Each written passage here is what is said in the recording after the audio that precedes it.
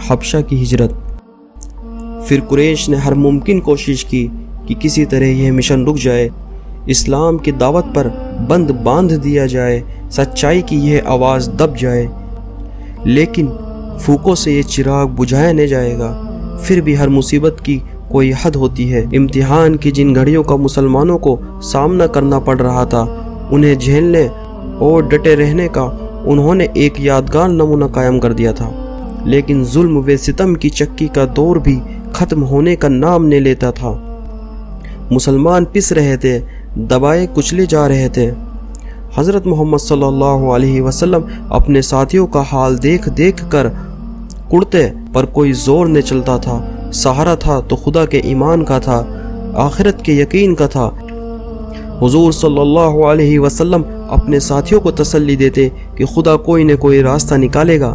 مسلمان بے چین تھے کہ اللہ کی مدد کب آئے گی۔ ان حالات میں حضور صلی اللہ علیہ وسلم نے ساتھیوں کو مشورہ دیا کہ زمین میں کہیں نکل جاؤ، خدا جلد ہی تم کو کسی جگہ اکٹھا کر دے گا۔ پوچھا گیا کدھر جائے؟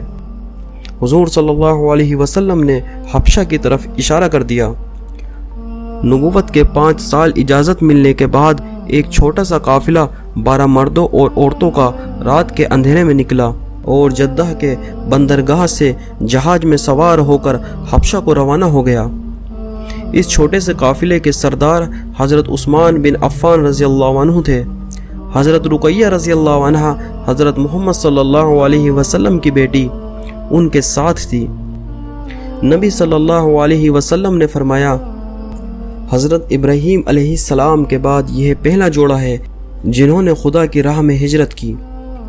اس قافلے کے نکلنے کے بعد جب قریش کو خبر ہوئی تو ان کے پیچھے آدمی دوڑا دیے، مگر جب وہ بندرگاہ پہنچے تو معلوم ہوا کہ ان کو ٹھیک وقت پر جہاز تیار مل گیا تھا اور وہ اب پہنچ سے باہر ہے۔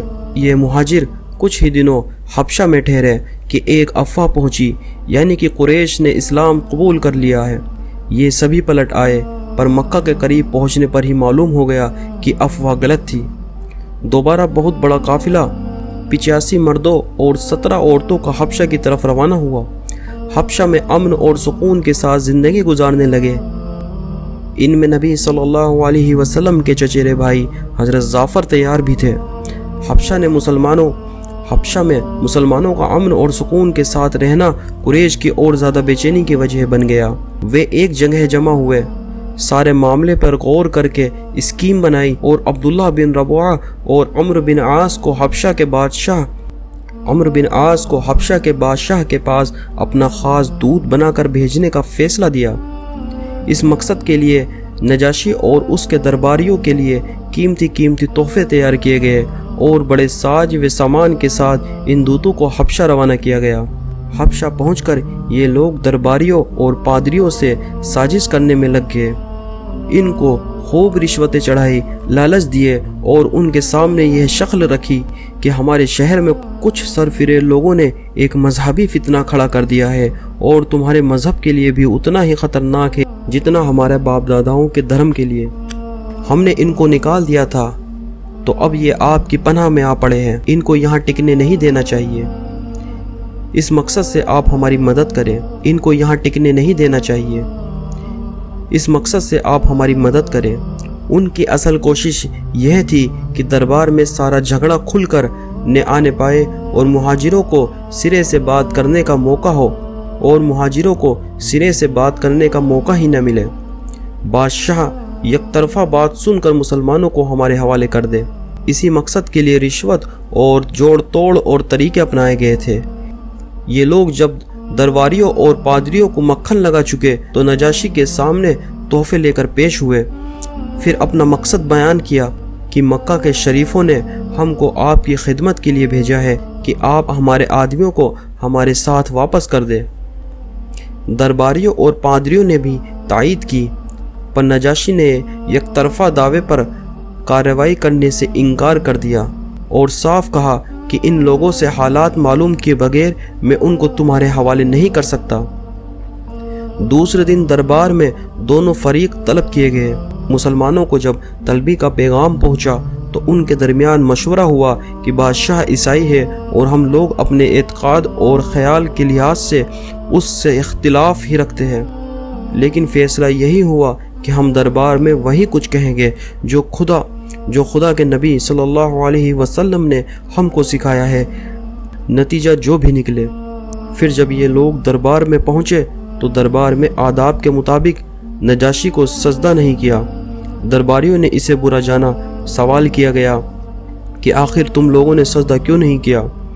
حضرت جعفر نے پورے یقین کے ساتھ جواب دیا کہ ہم لوگ اللہ کے سوا کسی کو سجدہ نہیں کرتے، اللہ کے رسول صلی اللہ علیہ وسلم کو بھی سیدھے سادے طریقے سے سلام کرتے ہیں۔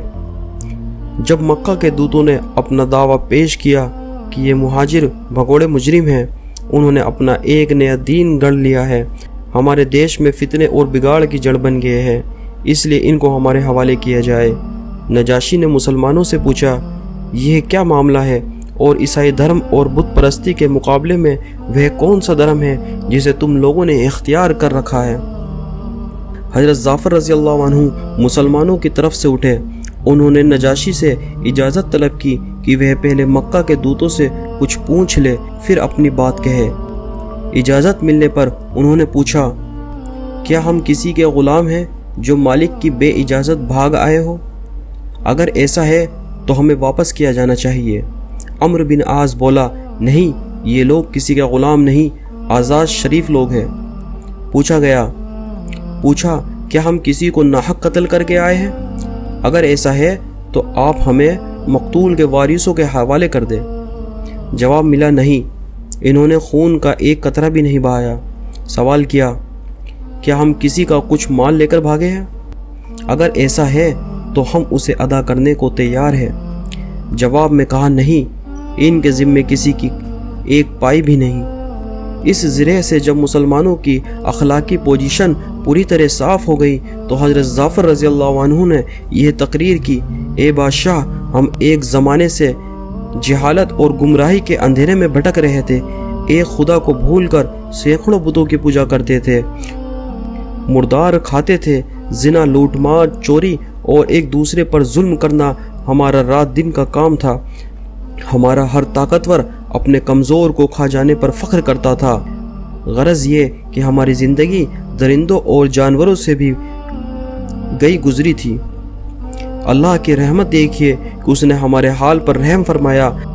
ہم میں سے ایک شخص ایسا پیدا ہوا ہے جسے اللہ نے اپنا رسول بنایا، ہم اس کے خاندان کو جانتے ہیں، وہ نہایت شریف ہے، ہم اس کے حالات جانتے ہیں، وہ انتہائی سچا، امانت دار اور پاک دامن ہے، دوست اور دشمن سبھی اس کی نیکی اور شرافت کے قائل ہیں۔ اس نے ہم کو اسلام کی دعوت دی اور یہ سکھایا کہ ہم پتھروں کو پوجنا چھوڑ دیں، صرف ایک اللہ کو اپنا آقا اور مالک مانے اور اسی کی بندگی اپنائے، سچ بولے، قتل و غارت سے باز آئے، یتیموں کا مال نہ کھائے، پڑوسیوں کی مدد کرے، زناکاری اور دوسری گندی باتوں سے بچے، نماز پڑھے، روزے رکھے، اللہ کی راہ میں اپنا مال خرچ کرے، غریبوں اور بے سہاروں کی مدد کرے۔ ہم اس پر ایمان لائے، شرک اور بت پرستی کو چھوڑ دیا اور تمام برے کاموں سے توبہ کی۔ اس پر ہماری قوم ہماری دشمن ہو گئی اور ہمیں مجبور کرتی رہی کہ ہم پھر پلٹ کر انہی کے دین پر آ جائے، اور اسی غرض کے لیے اب یہ لوگ آپ سے ہماری واپسی کا اصرار کر رہے ہیں۔ بات سچی ہو اور کہنے والا پورے خلوص سے اسے کہے تو وہ اپنا اثر دلوں تک چھوڑتی ہی ہے۔ نجاشی جیسے بادشاہ کا دل پگھل کر موم ہو گیا اور کہنے لگا کہ ذرا اس کتاب کا بھی تو کوئی حصہ سناؤ جو تم لوگوں پر اتری ہے۔ چنانچہ حضرت جعفر رضی اللہ عنہ نے سورہ مریم کی کچھ آیتیں پڑھ کر سنائی۔ اللہ کی آیتیں سن کر بادشاہ کا دل پگھل اٹھا، اس کی آنکھیں آنسوؤں سے تر ہو گئی، وہ بے اختیار پکار اٹھا، خدا کی قسم، یہ کلام اور انجیل دونوں ایک ہی چراغ کا عکس ہے، بلکہ اس نے یہ بھی کہا کہ محمد تو وہی رسول ہے جن کی خبر یسوع مسیح نے دی تھی۔ اللہ کا شکر ہے کہ مجھے اس رسول کا زمانہ ملا، ساتھ ہی فیصلہ دیا کہ مہاجروں کو واپس نہیں کیا جا سکتا۔ کارروائی ختم ہوئی اور مکہ کے دوتوں پر مایوسی چھا گئی۔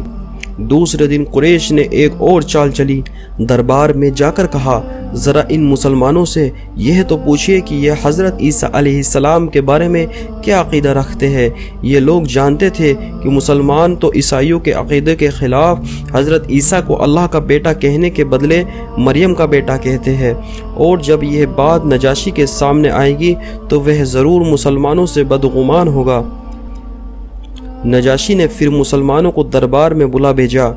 जब यह शक्ल सामने आई तो पहले तो मुसलमानों को तरद्दुद हुआ कि पता नहीं नजाशी पर क्या इसका असर हो, लेकिन हज़रत जाफ़र रज़ी अल्लाह अन्हु ने कहा, जो कुछ भी हो हमें बात सच्ची ही कहनी चाहिए।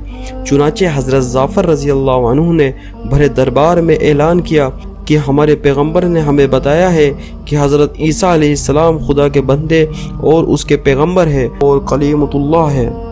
यह सुनकर नजाशी ने ज़मीन से एक तिनका उठाया और कहा, खुदा की कसम, जो तुमने कहा हज़रत ईसा अलैहिस्सलाम इस तिनके के बराबर भी इससे ज़्यादा नहीं थे।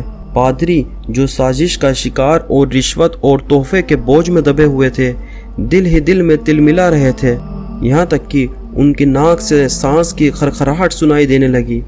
नजाशी ने उनकी कुछ भी परवाह न की, हुक्म दिया कि तमाम तोहफे वापस कर दिए जाए। इस तरह कुरैश का यह दांव भी नाकाम हो गया। नजाशी ने हज़रत जाफ़र और आपके साथियों को इज़्ज़त के साथ अपने मुल्क में रहने की इजाज़त दे दी और उसने हज़रत सल्लल्लाहु अलैहि वसल्लम की नबूवत की तस्दीक करके इस्लाम कबूल कर लिया। उस नजाशी का नाम अस्मा था।